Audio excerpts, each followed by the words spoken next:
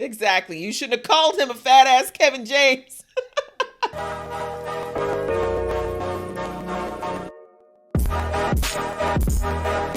Hey guys, it's your girl Aisha, aka Geek XX Chic, and we're back with another reaction to Cobra Kai. We're now into episode 2 of season 3, which is called Nature versus Nurture. Now, I believe I talked about this in the last season about the difference between what's happening with Johnny and Robbie, and even by, example, even Johnny and his stepfather. I mean, kind of about how their environment affects them versus actual lineage. But I think this episode's going to get a little bit more into it because we know that as of last episode, Robbie is still missing. They've at least figured out that he stole a van from the LaRusso lot and he's probably been living out of it. Daniel feels very responsible for him and what happened, and obviously Johnny feels bad as well. So the two of them are now going to team up, hopefully, because Daniel had only offered the solution in the last episode. We didn't actually hear Johnny's response, but I can't think that Johnny's going to say no. And then we saw that at the end of the episode, of course, Miguel is finally waking up from his coma. A lot of things are starting to brew up again. Of course, the old rivalry between Kreese and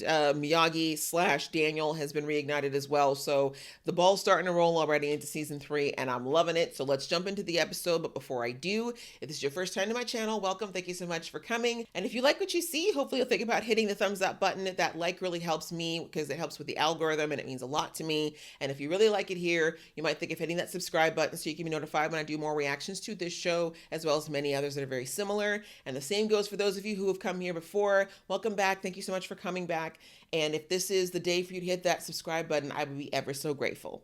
All right, that out of the way, guys, let's get into episode 2 right about now. Hey, why'd you run up the score on today? Hey, this guy's a dick. Thank you. Don't smile at him. What you doing? What are you looking at? With your toxic self. Girls like that always bother me. You know your boyfriend crazy and you be sitting there knowing that that shit's gonna happen.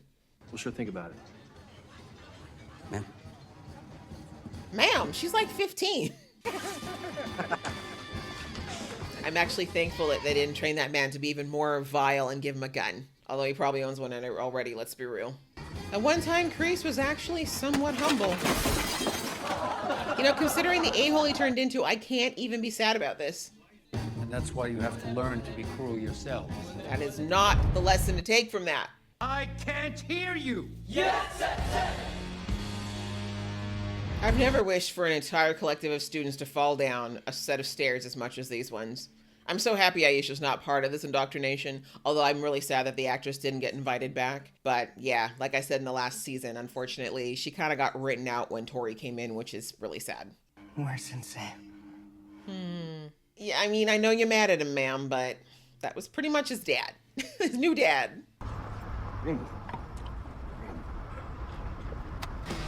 Something that finally isn't alcohol. Your kidney just thanked you. That's right, he has no idea she's in rehab. So sad that Johnny had no idea she was even here. You're doing a very brave thing. What? The way they automatically think he's an addict. I mean, he kind of is, if we're being 100. He drinks every day. I know. I can't get over how young Ralph looks when he laughs. Like, he looks exactly like he did when he was 18. It's so annoying. Whatever it takes to find our son. I really wanted to take a break from here, so Not trying to steal him. Truckosaurus was badass and you loved every minute of it. I was faking. Bullshit, I know when you're faking. Guys. Okay, we just wow. really need to- Daniel's like, I don't need to know this much. Here, take it. He's not gonna let you keep it. You think this is a cute and furry man? What does he like to eat?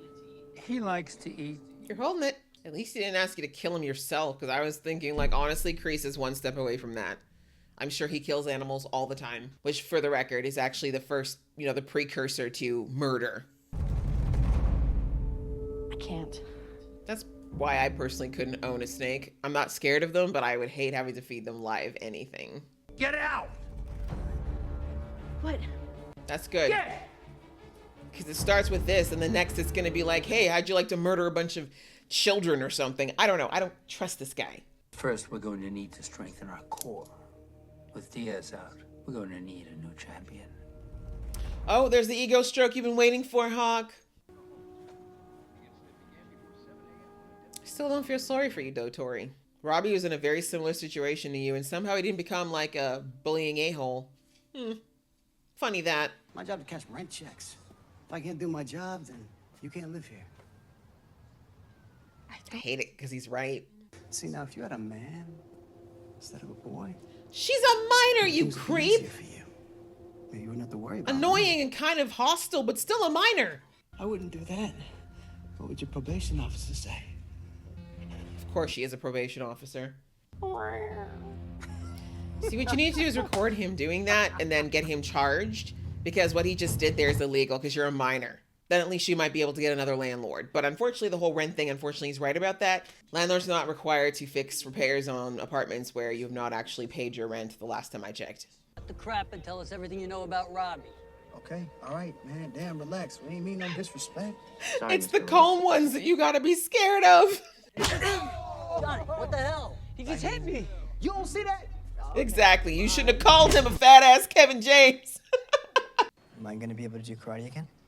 How do we calm down and like start with walking? You know, being able to stand on your own 2 feet before we talk about fighting. Wow, she can't even pretend. Did she not realize the window's open?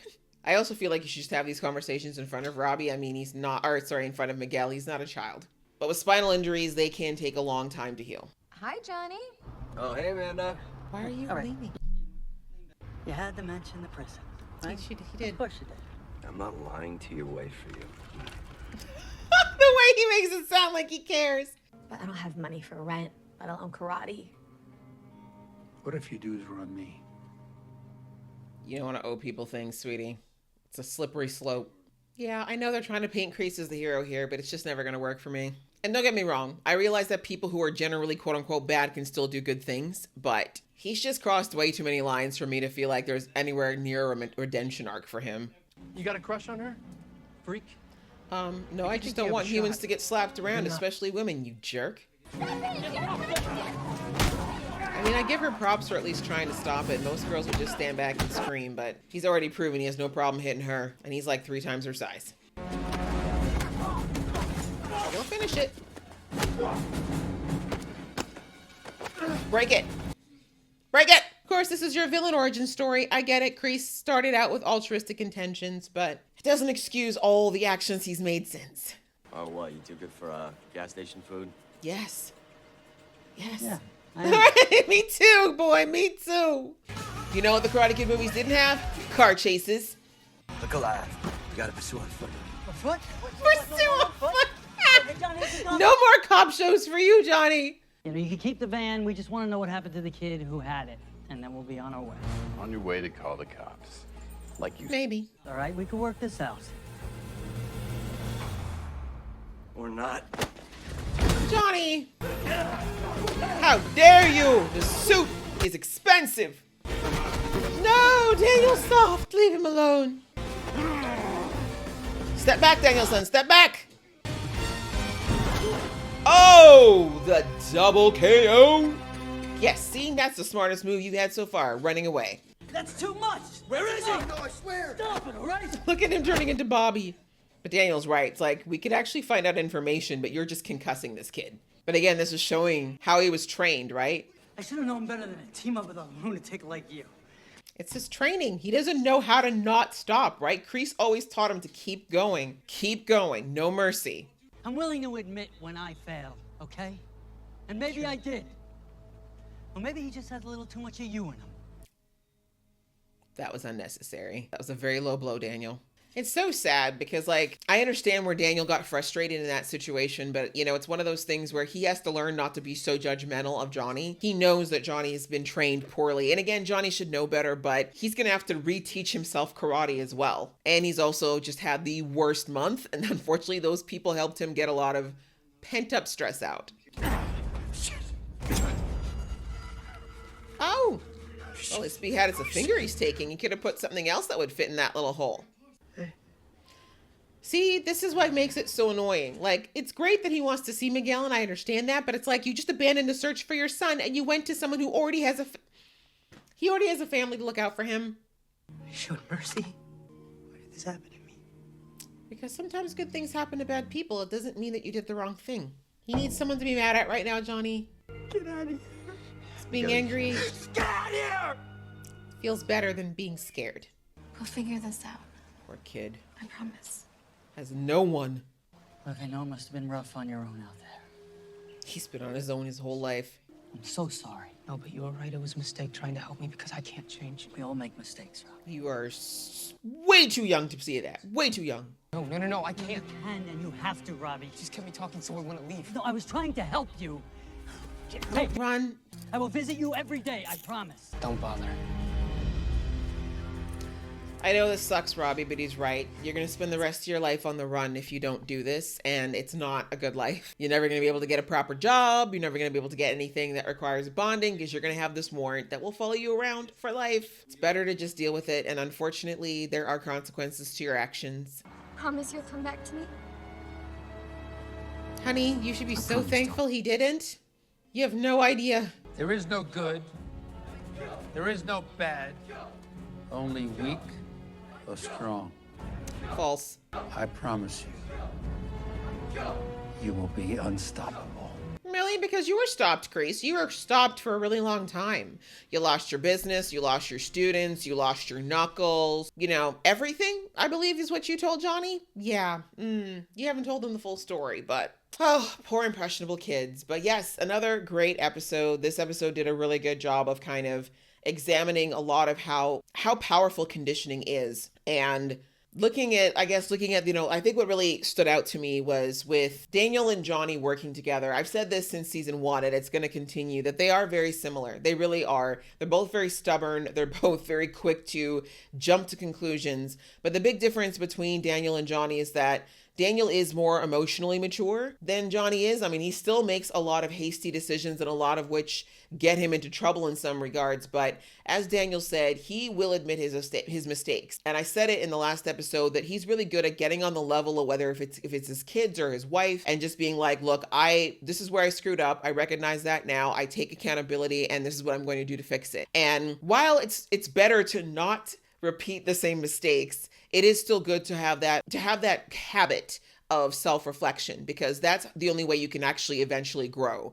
And for Daniel, really, like I said, he just has to learn to drop all that judgment that he has and to just take a breath, just take a step back and think and breathe like Miyagi told him to before he acts. And that's literally the missing piece for him to really find that Zen path that Miyagi was always trying to put him on. But that hot head, that hot Italian temper, it comes flaring through so many times, and that's kind of where him and Johnny are similar. But as we saw there, like, he really was, trying to follow this trail and work with Johnny. And I think he was even enjoying it to some degree, although being with Johnny's like being with a giant child most of the time. And I think Johnny also appreciated having, I don't think, if you saw there, Johnny doesn't really have any friends outside of his old Cobra Kai buddies. And even with them, they're not really in his life. So I think that he kind of is missing that kind of stable force that comes from a friend to counterbalance a sounding board that Daniel could provide. But of course, Johnny has to let go of a lot of the perceptions that were baked into his head from Kreese, a lot of the ideas that, Daniel's somehow weak because he doesn't always do the violent,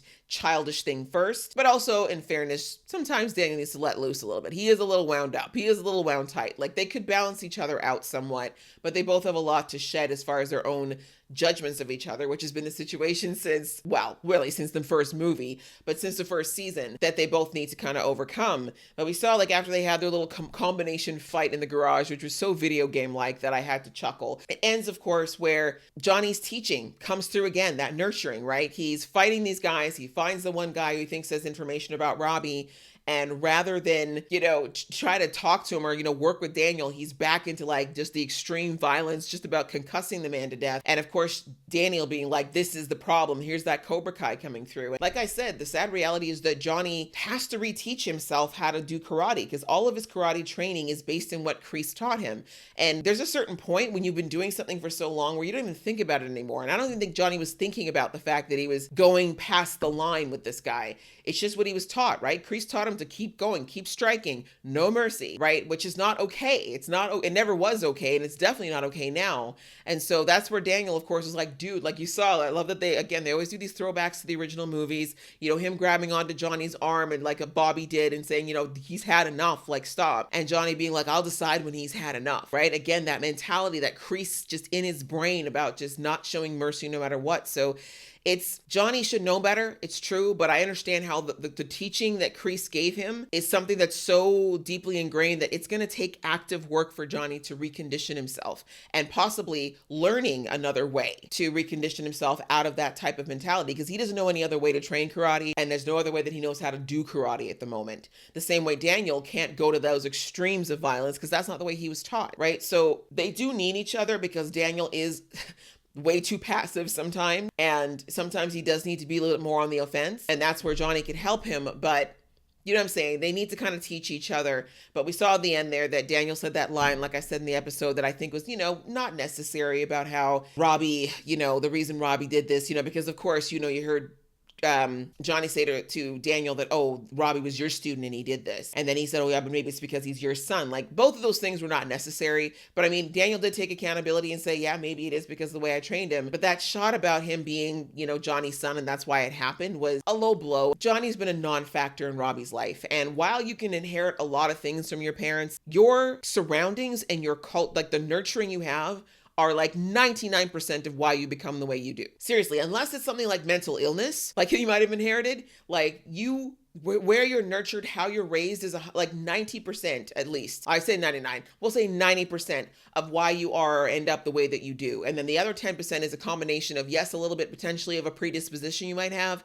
and the decisions you choose to make. So Robbie had no direct influence of Johnny growing up. We already know that. Like, his mom pretty much was the only influence that he had, and unfortunately she wasn't the greatest influence either. But this isn't a situation where it's Johnny's DNA. Right? And it wasn't Daniel's teaching. We know that. Daniel would never have taught him to go the extra mile with Miguel there. But that was something that you saw. It was on his face, what Robbie was feeling in that moment. Like, he was just so upset and frustrated and angry, and he acted. And like, he's a teenager as well. He's 16. Teenagers do a lot of rash things. We don't have the wherewithal to make the judgment calls that we'd like to make. So, Johnny is a person. Johnny is not perfect. He is definitely annoying and has a lot of traits that could be better. But he is still a human being with emotions and feelings. And Daniel, being a father, just like Johnny, should understand that if anyone had ever said something like that about him and his children, it would be like the deepest gut punch. And he doesn't need to do that. Like, Johnny doesn't need it. Like, you saw him bruised and battered and cut. Johnny didn't need that blow on top of everything else. So, he really has to learn, Daniel really has to learn that Johnny is a person, and stop thinking that he can just be his emotional punching bag for when he's frustrated, just because of all of these preconceived notions that he has about him. Outside of that, of course, I think the only thing that was interesting was that, the moment in the end where Johnny went to see Miguel instead of continuing the search for his son. And it was sad, because I'm like, oh my God, Johnny, you have to stop giving up on Robbie. You just keep quitting on this kid because it's hard. But I also understand that he just wanted to make sure that Miguel was okay, because he has developed this bond with him. And of course, Miguel's saying a few things there. But again, it's very understandable that Miguel is going to be very angry for a while and frustrated and emotionally distraught over this prognosis. But obviously he doesn't mean it. You know that he cares a lot about Johnny, and he's thankful that Johnny is there. So anyway, as I said, it was kind of a sad moment. And again, after the day that Johnny had, it definitely did not help him. But I feel like that's what you get for not going and finding your son, Johnny.